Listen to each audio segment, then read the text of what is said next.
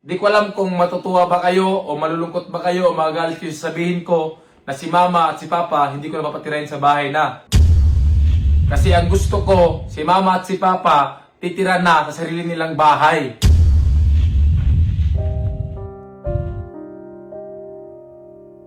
Alam niyo mga katapang, dati pinangarap ko talaga na makasama yung pamilya ko sa isang bubong. Pero yung pinakarason talaga mga katapang kung bakit gusto ko sila mama paggawan ng sarili nilang bahay dahil gusto ko maranasan kung ano yung feeling na titira ng bahay kasama yung asawa mo na masasabi ko na may asawa na ako, di na aasa sa magulang, pagluto, paglinis ng bahay at kung ano-ano pa. Gusto ko kami lang mismo gagawa ng mga ganong klaseng bagay. Oo, paano ako kuya? Saan ako titira? Ano bang, hindi ka sasama kay mama? Hay, salamat kasi sawa na rin ako sa pagmumukha mo. Nag-date pa siguro tong dalawa, oh. Ang bagal nyo. Kanina pa kami naghahantay dito. Dito ka, ma.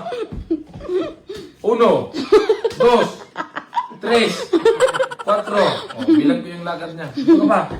Oh. Ma, pa, may good news ako. Ha? Galing ako kayo na sa bangko. Ba't parang di sila masaya? Good news nga, di ba?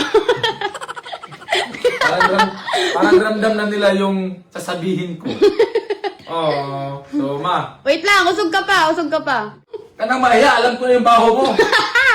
Ikaw mausog ka din, Dito ma. ma, dapat ka nito. Yan. Nag-withdraw ako ng pera sa bangko. Oh, di ko alam kung matutuwa ba kayo o malulungkot ba kayo o magagalit kayo sa sabihin ko na si mama at si papa hindi ko na papatirahin sa bahay na. Ikaw umiyak pa.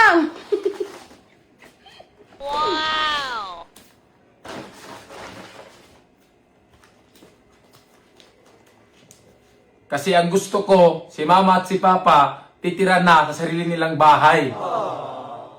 Oh, meron na tayong panggastos sa materialis.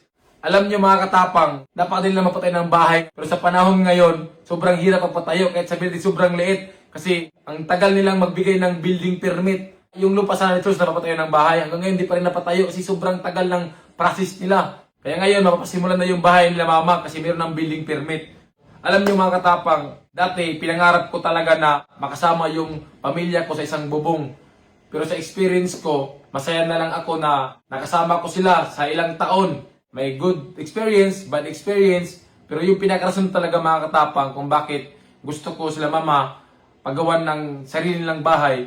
Dahil gusto ko maranasan na ako lang nakatira sa bahay kasama yung partner ko o asawa ko. Dahil gusto kong ma-experience na ako mismo or sa asawa ko na di na aasa sa magulang, pagluto, paglinis ng bahay, at kung ano-ano pa. Gusto ko kami lang mismo gagawa ng mga ganong klaseng bagay.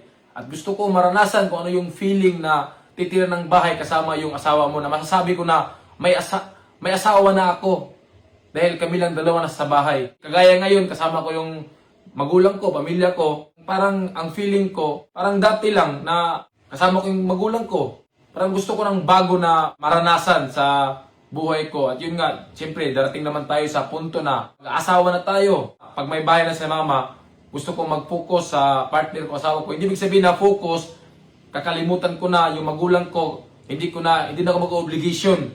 Siyempre, andun pa rin sila. Pero gusto ko lang talaga na ma-experience na gawain ng mag-asawa, magagawa ko na hindi ko iasa sa iba. Hindi ibig sabihin mga katapang nga na hindi ka sila pinatira dito, hindi sila pwedeng pumunta dito. Makapunta pa sila dito hanggat kailan nila gusto. Dala-dala o gano'n. Pero sobrang lapit lang naman ng bahay mga katapang. Diyan lang naman sa taas.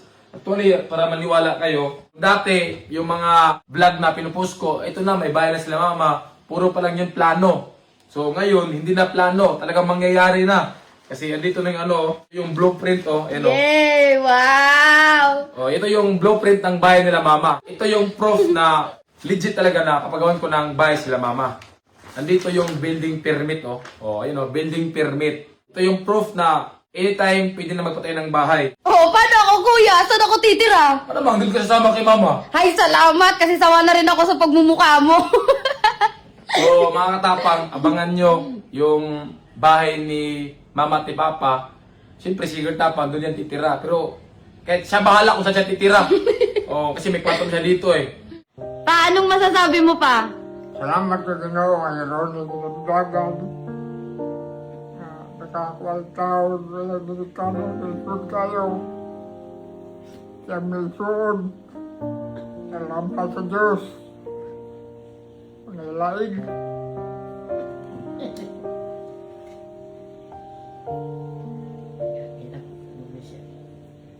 Anong masasabi mo, ma? Salamat ako sa anak ko.